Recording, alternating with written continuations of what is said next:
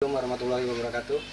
Terima kasih teman-teman. Di sini kami berkelompok yang terdiri pertama saya sendiri Asep Suprianto, kemudian yang kedua Mulyadi, yang ketiga ada Gundra Irawan dan Oktivianti Sari, dan ada Riki Rifandi. Baiklah teman-teman, di sini kami sudah berada di tempat salah satu kafe yang ada di Rengat. Semua teman-teman sudah tidak asing lagi, yaitu Kafe Fatavita. Di sini kami juga sudah bersama narasumber kami yang bernama Pak Hanis Arista Hermawan SH. Beliau adalah jaksa penuntut umum pada Kejaksaan Negeri Rengat, tepatnya di bidang tindak pidana korupsi. Baiklah, langsung saja kita ke narasumber kita. Selamat siang, Mas. Selamat siang ya. Sehat, Mas? Sehat, alhamdulillah. Ya. Ini. Ini biar gimana panggilnya, Mas atau Pak? Gimana? Panggil Mas aja lah, Mas aja ya. santai. Ya, masih muda. Jadi gini, Mas. Ya. Mas Anies ya, kami ada tugas tentang mata kuliah pendidikan anti korupsi. Di situ kami minta untuk wawancara penegak hukum. Jadi Mas Anies sebagai penegak hukum tepatnya di jaksa penuntut umum ya, Mas ya. Iya. Jadi kita langsung Mas ke pertanyaan aja. Kami bertanya yang pertama mengenai, menurut Mas, apa sih itu korupsi itu, Mas? Korupsi ya. Nah, menurut kami ya, saya sebagai penegak hukum, korupsi itu adalah mengambil uang rakyat, mengambil uang negara. Yaitu tindak pidana korupsi yang dilakukan itu adalah memperkaya diri sendiri, memperkaya orang lain, ya kan? Dan melakukan tindak pidana suap, gratifikasi juga termasuk tindak pidana korupsi. Jadi sebagaimana tertuang dalam Undang-Undang Tindak Pidana Korupsi, zaman dahulu sudah ada tindak pidana korupsi. Bahkan di zaman Mojopahit, di zaman Gajah Mada, kerajaan itu sudah ada tindak pidana korupsi. Di kerajaan Majapahit dulu, si bagian jaksa ada, polisi ada, tapi zaman dulu disebut pate. Nah, ini saya perjelas menurut Undang-Undang Nomor 3 Tahun 71, ya kan, yang sekarang sudah dirubah menjadi Undang-Undang nomor 31 tahun 99 dan dirubah lagi, diperbarui lagi pada Undang-Undang nomor 20 tahun 2001. Itu dijelaskan pasal 2, yaitu korupsi memperkaya diri sendiri, ya kan, memperkaya orang lain. Nah, itulah tindak pidana korupsi. Jadi korupsi mengambil uang rakyat, ya kan, memperkaya diri sendiri dan uang negara. Jadi korupsi itu dilakukan oleh pejabat negara, mulai dari bupati, wali kota, terus gubernur, menteri, anggota dewan, bahkan di tingkat-tingkat desa pun ada, seperti camat, lurah, nah kepala desa, di tingkat dinas ada kepala dinas. Nah, itulah orang-orang yang selama ini sebagai target dari penegakan hukum seperti jaksa, polisi, dan KPK. Itulah singkat dari tindak pidana korupsi. Oke, Mas. Tadi kan ada penjelasan masalah yang melakukan tindak pidana korupsi itu pejabat negara. Sekarang bagaimana kalau misalkan seseorang yang rakyat biasa, dia diangkat menjadi contoh mungkin ketua kelompok tani. Apakah dia bisa juga disebut seorang koruptor nanti apabila dia melakukan penyalahgunaan uang? Gimana itu? Nah, gini, korupsi dia tidak melakukan sendiri, dia bersama-sama. Bahkan selain pejabat negara, ya kan, konsultan, perusahaan swasta itu bisa juga dikenai jika dia menikmati hasil dari tindak pidana korupsi, ya kan. Dilakukan pejabat negara, seperti dia kepala dinas, dia membangun gedung. Nah, gedung tersebut dibangun oleh kontraktor. Nah, kontraktornya pun juga bisa masuk sebagai tindak pidana korupsi bersama-sama, karena dia tidak sendiri. Korupsi itu selalu bersama-sama, walaupun dia satu orang tapi selalu bersama-sama, dan hasil uang korupsi itu selalu dibagi bersama-sama. Nah, itulah bisa juga kelompok tani seperti itu, ketua KUD-nya semisal dia ngikutin bersama-sama dengan kepala desa, nah itu bisa masuk juga dia kalau dia juga menikmati hasil dari korupsi itu, uangnya dia menikmati. Nah, Terus bagaimana dengan, kan kita sekarang berbicara tentang korupsi. Sekarang bagaimana sih penegakan supremasi hukum di Indonesia ini, terutama di bidang korupsi, Mas?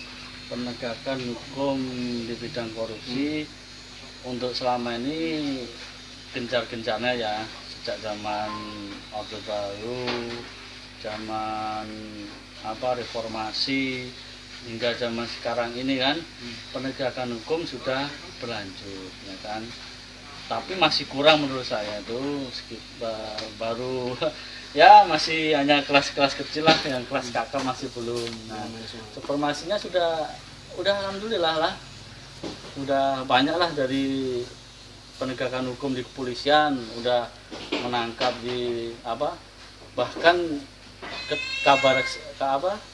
mantan kabaknya dia pun di polisian masuk juga, bahkan di kejaksaan pun ada orang dari jaksa dia masuk juga, tidak kena korupsi, bahkan di KPK bisa tuh masuk juga, di intern pun bisa masuk juga penegakannya. Nah itulah supremasi penegakan hukum kita, tidak pandang bulu siapa disikat, bahkan pun nanti bisa kalau wakil presiden atau menteri bisa juga, karena tidak pandang bulu dia untuk penegakan hukum, karena memang dia ambil uang rakyat kan, merugikan negara, harus ditindak. Orang yang ditindak menurut undang-undang yang berlaku kan, karena kita negara hukum, harus dilanjutkan dan harus ditindak seperti itu. Oke. Jadi kalau ini kan masalah tidak pandang bulu dari Mas. Bagaimana dengan seorang pejabat, mungkin kita contohkan di sini bupati. Bupati ini dia masih punya jabatan yang cukup lama lagi, jabatannya baru habis, tapi di situ dia melakukan tindak pidana korupsi. Bagaimana Mas? Apakah bisa langsung diperiksa oleh penyidik atau bagaimana itu Mas? Ya kan namanya kan udah jelas di undang-undang korupsi yang terbaru ya kan, Undang-Undang Nomor 20 Tahun 2001 tentang pemberantasan tindak pidana korupsi. Itu sudah jelas, jangankan bupati, gubernur aja bisa ditindak kalau memang dia terbukti, dan waktu penyidikan di kepolisian, kejaksaan maupun KPK ya kan jelas dia ya kan menikmati hasil tindak pidana tersebut ya kan, korupsi itu ya kan, itu bisa ditindak ya kan, dan bisa dilakukan penangkapan, bahkan penahanan, dan bahkan akan ditindak untuk persidangan dan vonis. Baru-baru ini kan banyak itu, bahkan gubernur Riau provinsi itu udah ya kan 3, itu yang ketiga ya kan, itu udah masuk gubernur Banten ya kan, jangan lupa di gubernur, menteri aja masih. Nah itulah tidak pandang bulunya seperti itu, karena dia memang korupsi, merugikan keuangan negara, yang diambil uang rakyat, memperkaya dia sendiri, warganya dia, orang lain. Nah itulah harus ditindak menurut hukum yang berlaku di Indonesia.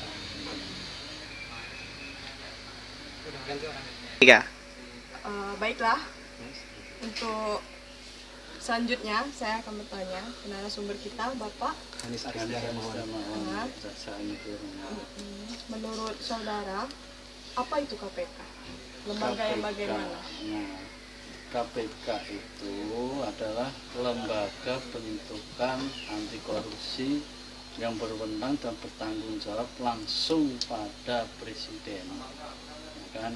Sebagaimana dalam Undang-Undang KPK, ya kan? Di Undang-Undang KPK nomor 30 tahun 2002, di situ dijelaskan bahwa dia kan lembaga super body.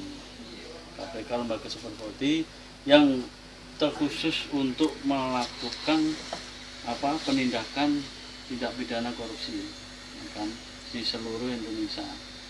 Karena KPK itu lembaga yang wewenangnya lebih tinggi, dia mempunyai wewenangan penyadapan, ya kan, OTT, operasi tangkap tangan. Nah itulah lembaga KPK.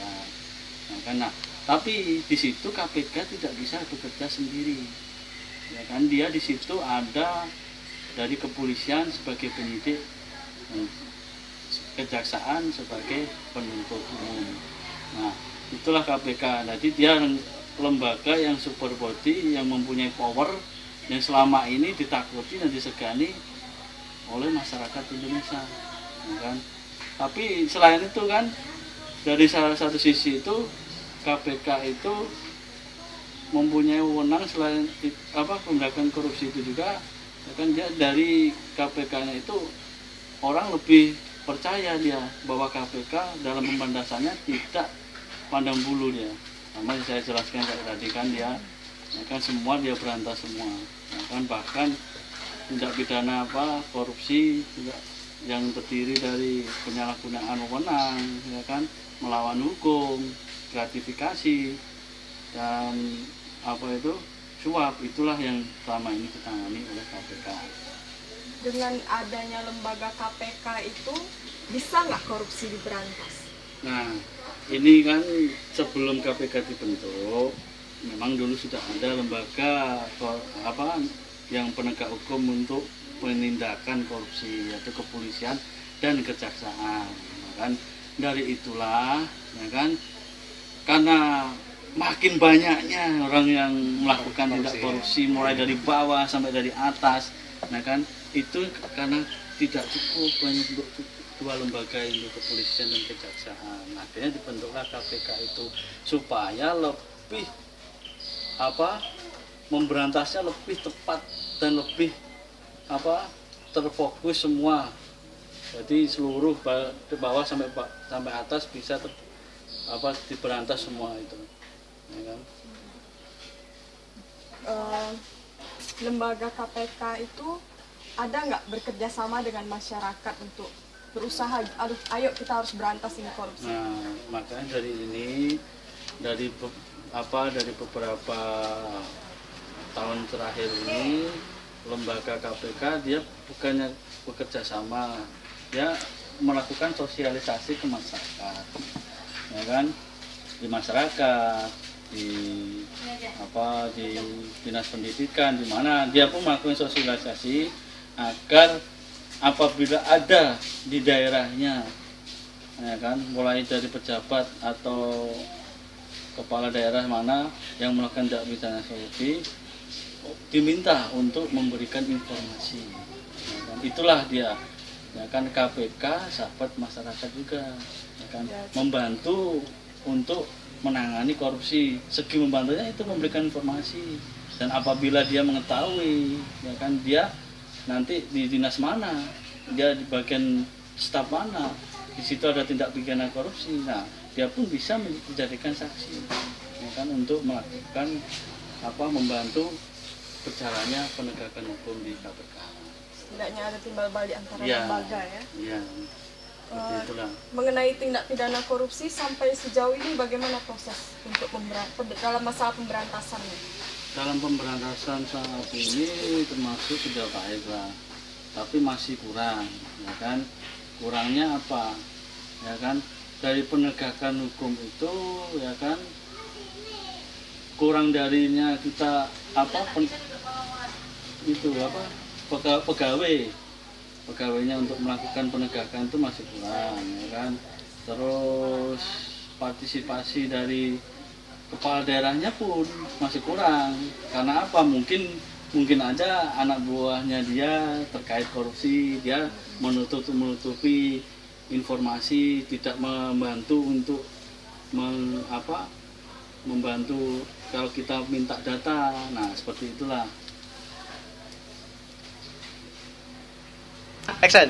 Baiklah, saya akan melanjutkan pertanyaan wawancara yang telah dilanjutkan tadi.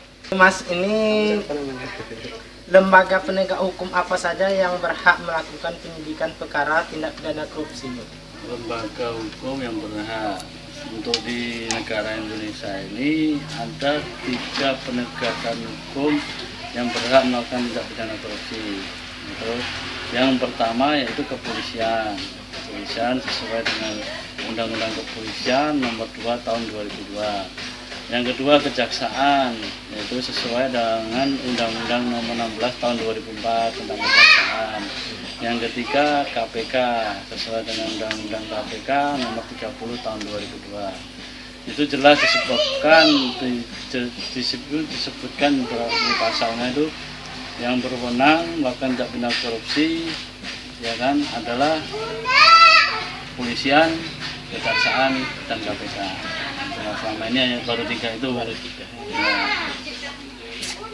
Sampai saat ini sejauh mana proses pemberantasan korupsi di daerah khusus Indragiri Hulu ini, Mas?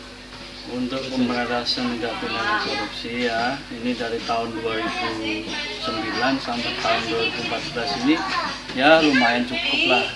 Nah, terus ada beberapa lah, tiap tahun ada dari pejabat-pejabat Pemda di Kabupaten Hulu ya kan, yang terkait tindak pidana korupsi. Sebagai contoh, satu kemarin di tahun 2009 ada itu Zulkifli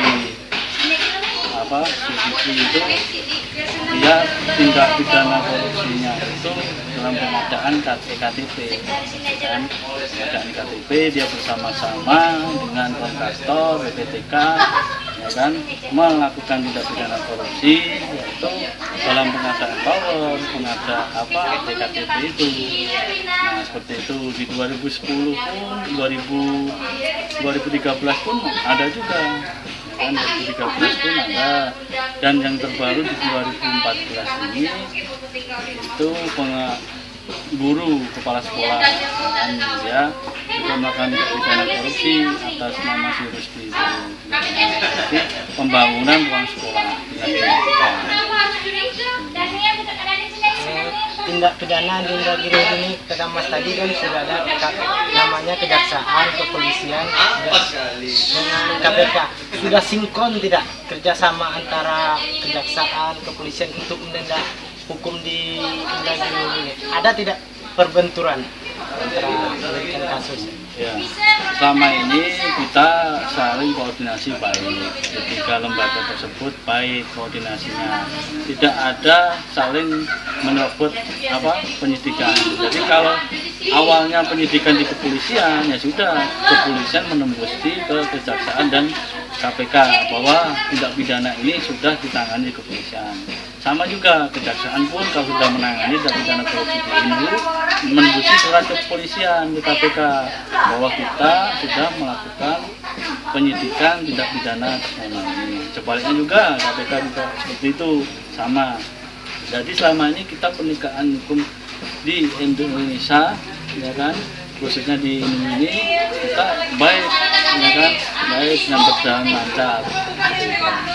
Ini Mas, ingin saya tanya, ini banyak terjadi sekarang ini kan, kejaksaan dan kepolisian dan KPK dia sudah menangkap pidana-pidana korupsi, tetapi saat hukumannya sudah dituntut dari kejaksaan 20 tahun, nanti di pengadilan bisa rendah 20 tahun menjadi bisa 2 tahun, 4 tahun, itu seperti mana itu Mas? Nah, seperti itulah kan sesuai dengan pasal 2 pasal 3. Di situ tidak menjelaskan bahwa dia harus dihukum 20 tahun. Nanti tuntutan 20 tahun harus putusan 20 tahun udah. Nanti di dalam pasal 2 itu ada tingkatannya. Nanti dia korupsi berapa ratus juta, berapa M. Nanti di situ dijelaskan hukumannya sekian sampai sekian, kan? Dan itu pun nanti sudah sesuai dengan SOP dari lembaga hukum tersebut, dari kejaksaan maupun dari kehakiman. Kehakiman nanti pun ada juga. Terima kasih Mas.